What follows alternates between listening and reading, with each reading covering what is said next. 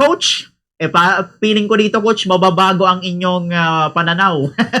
Compare kanina. Ano po ang inyong masasabi, Coach, dito sa naging performance po ng Spurs and ng Knicks? Gaya yan nga, ang ending, kanina, lamang na lamang yung Spurs. Umabot pa sa halos 30, pero naabutan ng Knicks. And ang ending, panalo pa. Ano ang masasabi nyo rito, Coach Emil? Like I said, kanina, bilog talaga ang bola, di ba, Bumbo? Kaya sabi mo kanina, tinatanong mo pa nga sa akin kung ano sa tingin ko, panalo na ba ang Spurs? Ito yung sinasabi kong adjustment sa halftime. So, nakita nyo naman, ang gandang defense ng, ang ganda ng defense ng New York sa Spurs, especially kay Wembanyama, 9 out of 25 lang sa field goals niya. So, kudos sa mga defensive guys. And also sa effort.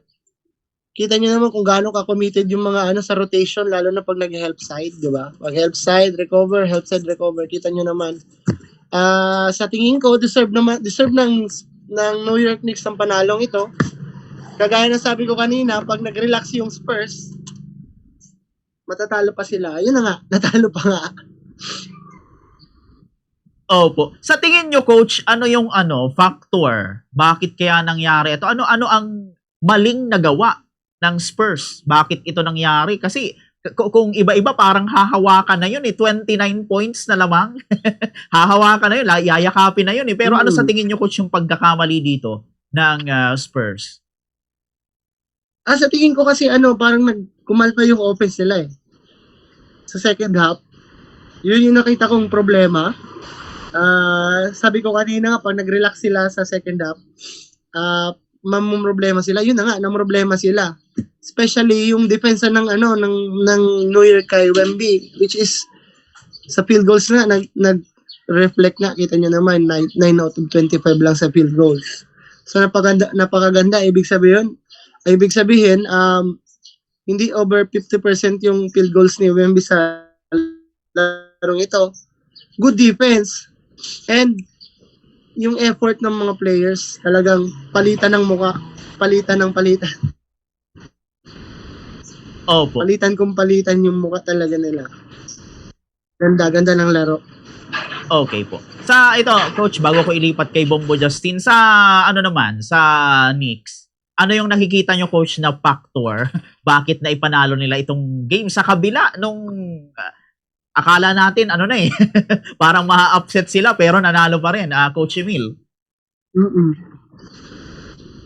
Sa tingin ko yung naging key yung nila, yung offensive transition nila. Maganda yung pinapakita nila sa transition offense nila nata-translate nila yung defensive stop nila sa transition offense. So, very important yun, lalo na kasi mas easy mag-score ng basket pag galing sa transition kaysa sa set play, half court setup.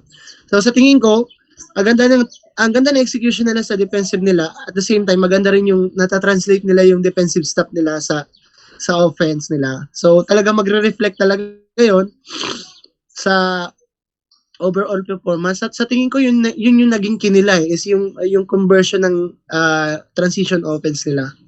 And yung yung stars na New York Knicks pa nag-step up yung stars, pati yung mga role players na naka-assign kay Wemby, kudos sa kanila. Yun yung sa tingin ko naging way para makuha pa nila, mas tungkit pa nila yung panalo. Okay po, yun. Ito, Coach, ito ilipat ko naman kay Bombo Justin ang opportunity para magtanong sa inyo. Excited na ito si Bombo Justin kasi panalo yung kanyang pambato. Okay, Bombo Justin? Yes, Coach Emil, hello po ulit. At yun nga, alam ko natanong ko na po ito kanina, pero itatanong ko ulit, no? Kasi kanina parang hawak po ng San Antonio Spurs yung momentum.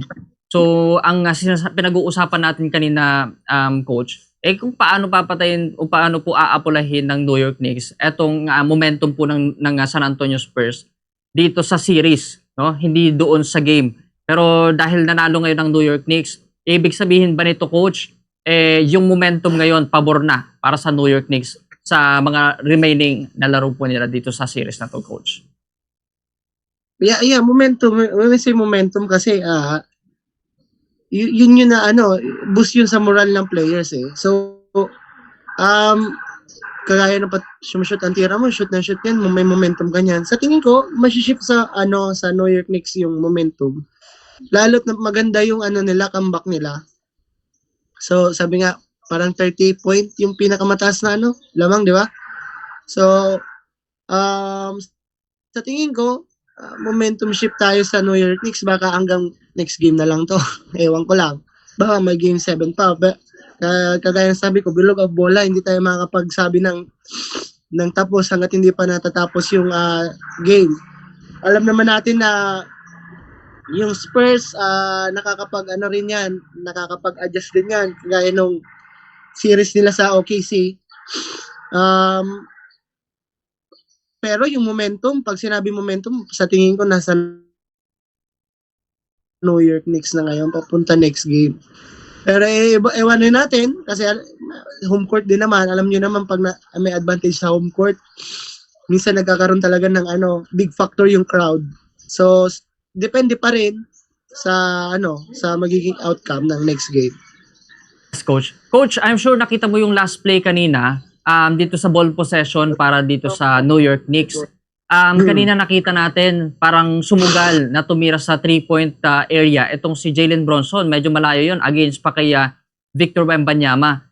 Yun ba talaga yung play na nakikita mong magiging o yung play na dapat i-execute ng New York Knicks na draw by the coaching staff or binago ni Jalen Bronson itong tira? Kasi parang kumbaga yung follow-up, yung tip ni OG, depende na yun sa magiging sitwasyon doon sa tira ni Jalen Bronson. Tingin ba natin, sir, yun po yung pinaka-draw na play ni Coach Mike Brown para sa New York, Coach? Sa tingin ko may pa doon. Sa tingin ko iba yung naka-draw na play. But, superstar. So, sometimes, yun na nga, superstar instinct ang tawag doon. Sometimes may kita nila na may opportunity kasi nabitbit niya na sa taas eh. Sa tingin ko naisip ni Jalen, pag nag-miss to, wala naman si Wemby dun sa loob, nasa sakin. So may pagkakataon mag-rebound yung kakampi niya. Para sa putback, which is nag-translate naman. Pero if ever hindi nakuha yun, baka tuto na yung series ngayon. Sa tingin ko, yung nasa mindset ni Jalen is pag tinira ko to, nasa akin naman si Wemby, may challenge naman sa akin, hindi na makakatakbo sa rebound. So, bahala na yung kakampi ko. Kumbaga, sugal na rin itong ginawa ni Jalen Bronson, coach. Sugal na rin, yeah. Superstar instinct nga. Kasi alam naman natin sa NBA, sa Pro League, ganun talaga. Ang Pro League, ito yung harsh reality na dapat acceptin ng mga sa Pro League talaga, meron talagang tinatawag na superstar, meron din tinatawag na role player. It's not like yung mga ligang intertown, interbarangays, hindi na ganoon yung may teamwork Sa pro talaga, ganun talagang may mga oras na pag clutch time bigay mo sa superstar mo, diskarte niya na kung anong tira niya, ganun. Kaya sa tingin ko, yun yung nasa isip niya na bigyan ko ng isolation, nasa akin naman si Wemby, tira ko sa labas, pag nag-min-chase, bala ng kakampi ko mag-rebound. Sugal. Coach, eto habol ko rin po, Coach.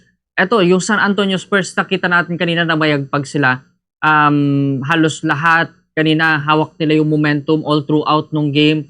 Nung last minute na lang, no, mga under 5 minutes, 6 minutes, doon na nagkaroon ng momentum naman itong New York Knicks. Dito, Coach, malaki ba yung parang pagkukulang, hindi ba naalagaan or it's just that mahigpit itong depensa ng New York Knicks para siyempre pagtawid nila sa game 5 maiwasan na to, sir, kasi yung laki nung lamang na kung titignan parang mahirap na i-upset. Ano yung kailangan gawin na i-improve ng San Antonio Spurs para sa game 5, sir? Sa tingin ko yung halftime adjustment kasi hindi mo ma-determine ang game pag sa isang half pa lang. Sa first half mo pa lang titignan. Hindi ang nag-start ang laban sa second half. So sa tingin ko yung halftime adjustment, kailangan nilang mas gandahan pa yung mga adjustment nila. Like I said, hindi dapat magkukumpiyansa yung mga players kasi may mga ganun pagkakataon kahit mga pro league na yan. Sometimes yung yung mga kumpiyansa nila porket lamang na ganun, hindi na masyado nag-a-adjust. But you know, yung naghahabol na team, yun talaga yung nag-a-adjust. Naghahanap ng paraan kung paano nila i-stop yung nangyari sa first half, paano nila yon i-minimize sa second half. Yun lang po. Yung second half adjustment, mas pag-igian pa ng Spurs. Kasi nangyari na to nung game 1 and game 2 eh. Akala natin Spurs na yung panalo, but you know, comeback, di ba? Bilog ang bola. Second half adjustment. Dito coach, itong laro na po na to, itong game 4, sino-sinong player po ng New York Knicks, aside po syempre sa superstar nila, sino-sino sa player ng New York Knicks, ito nakita nating nag-step up, coach?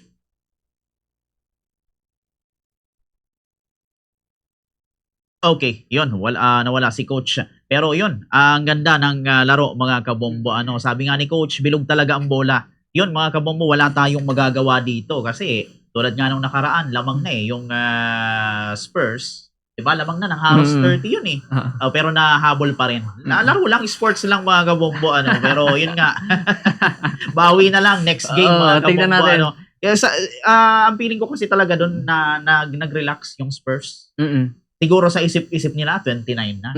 Hirapan na itong mga kahabol. Patay oras na lang. Diba? Patay oras na lang eh. Yan na lang yung mga ginagawa. Yan yung iniisip siguro ng Spurs. Nakampante, napabayaan, nakahabol ngayon yung Knicks. Especially ang gaganda ng mga shooting nila Bronson, di ba? Ni Tapos, OG. Ang ganda ng play ni OG. Okay, ito, balikan natin si Coach Justin. Bombo Justin.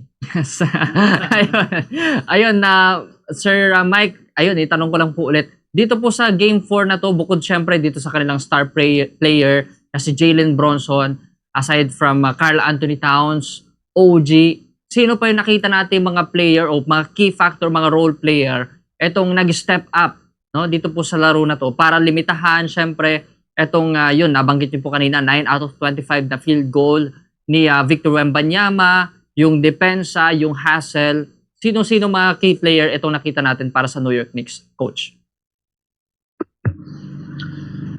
Kudos talaga kay kay OG Anunoby and kay Anthony Towns. Ginawa nila yung yung best nila to stop Wemby. So, nag-step up talaga yung dalawa, lalo na sa defensive side. Kasi mahirap depensahan yung 7-6 eh. Tapos yung wingspan, grabe pa. So, yun. And then, syempre, yung mga ibang role players like si Shumpert, si Alvarado, lahat naman ng players halos nagbigay ng contribution. But, yeah, yun lang po. Tingnan natin sir, maganda yung contribution lahat ng mga key players dito sa New York Knicks. Yes po.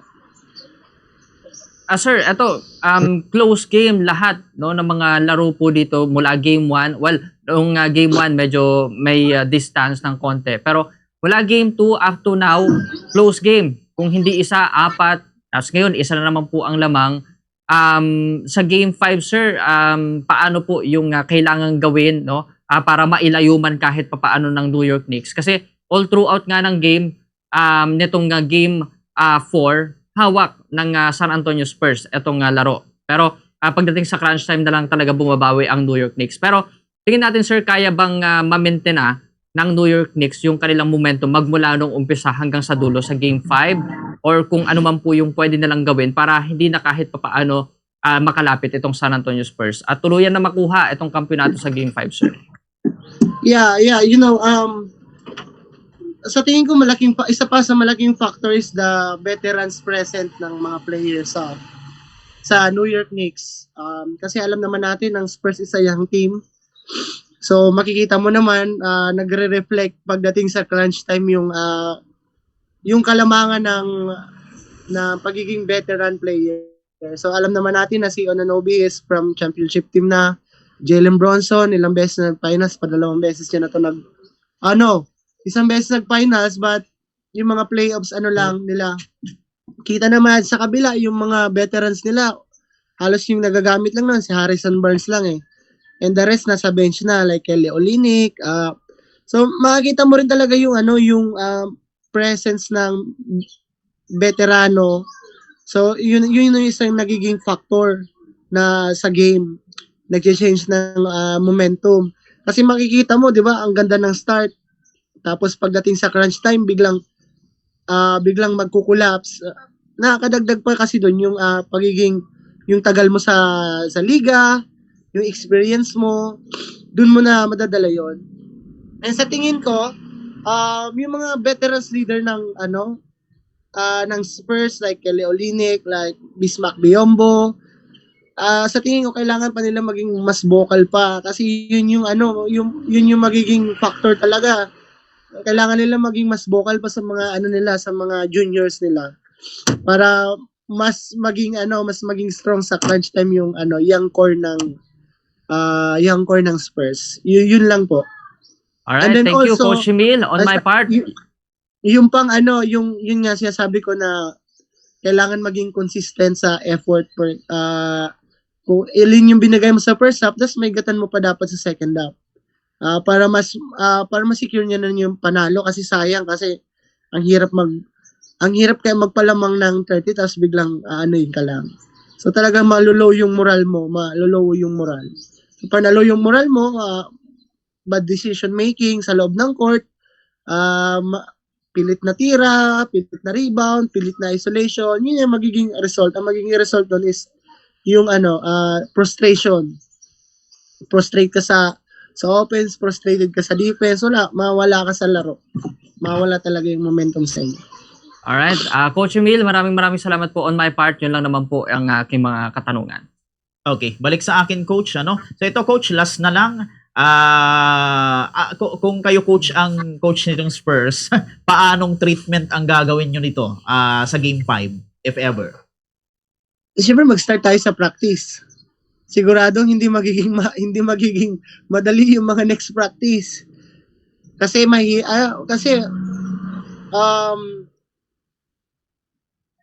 kailangan mo minsan iparamdam sa mga players na mahirap masakit matalo, 'di ba? Masakit matalo lalo na kung galing ka sa malaking lamang.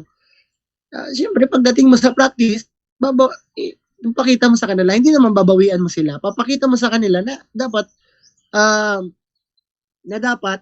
dito pa sa practice, yung mga adjustment natin, yung mga rotations natin, alamin na natin para pagdating dun sa laro, hindi tayo mahirapan. Palagi ko yung sinasabi sa mga grassroots development program ko lalo na sa mga players, sabi ko, dapat palaging mahirap ang practice para pagdating sa laro, mas madali.